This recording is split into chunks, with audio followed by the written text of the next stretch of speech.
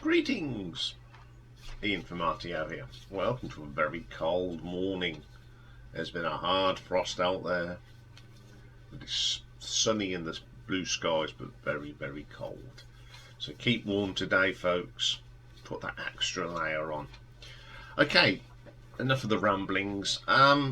Thursday's Battle of the Debuts. We've got a bit of a twist now until Christmas. When I first decided to do this show, people were coming up with ideas of bands that can go ahead and see each other. And someone's come up, I can't remember who it was now, so I apologise if I can't remember who's suggested it. Someone come up with this one. And I thought, that's an idea. So I thought, okay, for Christmas we'll do something a little bit different. So it's called Battle of the Debuts. I've gone solo. And the one that's inspired us is UFO against Michael Schenker. So, as we all know, UFO, great rock band, formed in 1968. Bit space rock. And then Michael joined from the Scorpions. They were very successful. But during the late 70s, tensions between Michael and Schenker became a little bit torn, and possibly from Schenker often leaving before or during shows, which would pee off most people. So while they were in California, he announced that he would leave the band. He made a short little spell with the Scorpions before going on to form his own Michael Schenker group. So after Schenker had left, UFO hired Paul Chapman, and they both went off and made their album. So let's see if Michael Schenker leaving the band come up with a better album than the next UFO album, because that's all this is about. When people leave bands, go and do a solo, and we put them up against the album that the band did after they'd left. So first up today is the UFO album, and it was their 8th album, No Place to Run, and it was released in January of 1980. As it was the first album that featured Paul Chapman. So the lineup for this band was Phil Mogg on the vocals, Paul Chapman on the lead guitars, Paul Raymond on keyboards and guitars, Pete Way on the bass, and Andy Parker on the drums. So this album opens up with a little short track called Alpha Centauri. It's an awesome intro into the album. You know, Paul Chapman coming in, and he's making a mark already. Some great, that lovely Pete Way bass and the excellent drums of Andy Parker. Next track is a real classic, Lettin Go. I love this track. That bass again, some great guitar work. Phil's on fire, really good track. Then we get a little cover, Mystery Train, by Sam Phillips and Junior Parker. It's a great track. Always like that one. They do a great version of it. The Fire Burns Tonight, a great track. We've got a great Pete Way bass line. Chapman's guitars are blistering. Absolutely brilliant track. Then we get Gone in the Night. Just classic UFO, really. Great riffs, good guitar solo from Paul, that Chapman, excellent stuff. Then we get Youngblood, that classic bass line and the drums of Andy Parker and Pete Way working well together. Then the rest of the band come in and do their stuff. Really good. And then we get the title track, No Place to Run. Love Paul's guitar on this. Bass line from Pete Way drives the song along. I love that song. Take It or Leave It. It's a slowish track, pretty good. Money Money, Never been keen on this one, although it's got some stunning backing vocals, and that's what I can say about it. And Anyday, Pete Way's bass playing on this is terrific. Great track. Okay, what do I think about this? This is one of my favourite UFO albums that Michael Schenker didn't play on. I think it's a classic album. Paul Chapman came in and did a sterling job. His influence on the band was good. He went on to make some really good albums with them, and it's an LB I really enjoy listening to. So let's have a look at what the critics say. Well, there wasn't many reviews written about it for some reason, but I did find that All Music's Collector's Guide to Heavy Metal gave it a 10 out of 10, and All Music only gave it 1 and a bit stars. I don't know what they were playing at. How did it chart? Well, in the UK it got to number 11 in the album charts, and on the US Billboard 200 it got to number 51, made silver and got a silver disc over here. Okay then, let's have a look at the nuts and bolts of No Place to Run. Song quality, as ever, some really good songs. Paul Raymond's an excellent songwriter. Pete Way wrote some good stuff. Phil Mogg as well. Some really good songs are a few classics that were staple in the set on stage. So I'm going to give it a 4 out of 5. Production. Very good production. It's a good hard rocking album. You know, start of the 80s.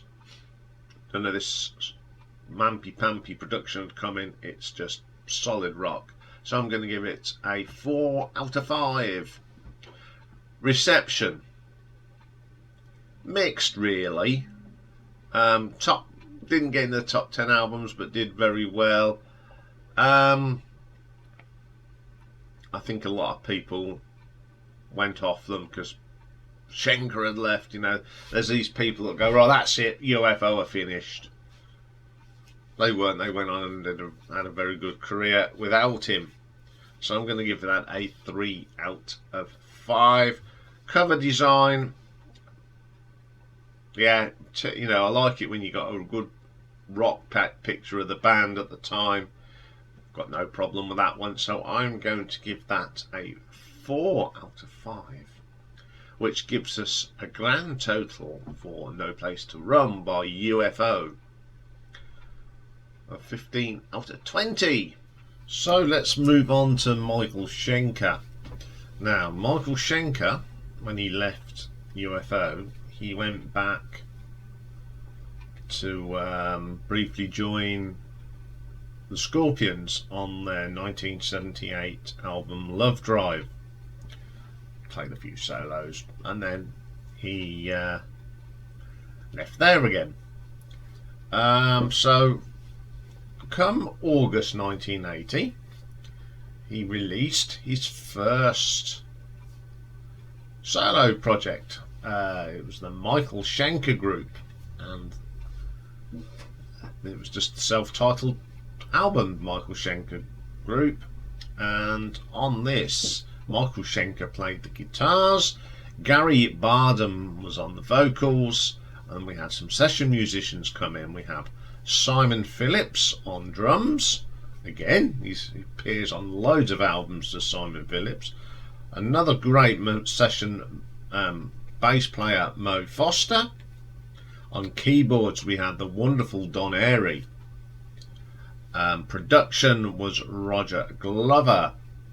I just wonder if Don got involved because Roger and Don were in Rainbow at the time. And the engineer on this album was Gareth Edwards, not the great scrum half, of course.